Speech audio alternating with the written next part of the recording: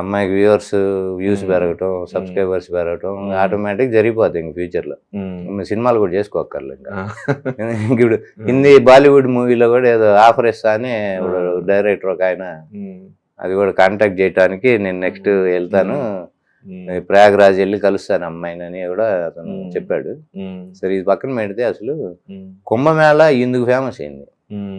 144 సంవత్సరాలకి ఒకసారి వచ్చే మహాకుంభమేళ ఈ మోనాలిసా అనే అమ్మాయి పేరుతో జరుగుతుంది తప్ప ఏమాత్రం సిగ్గు శరం ఉంటే మన వాళ్ళకి ఈ తెలుగు పత్రికలు ఒక్కళ్ళన్నా సరే కుంభమేళ జరిగింది కానీ కుంభమేళ విజువల్స్ కానీ అక్కడికి వచ్చిన సాధువులు కానీ నాగ సాధువులు కానీ అక్కడ జరుగుతున్న తంతు కానీ అక్కడ ఏర్పాట్ల గురించి కానీ ఎవరెవరు ప్రముఖులు వెళ్ళారని కానీ ఎక్కడా ఒక కవరేజ్ లేదు అసలు.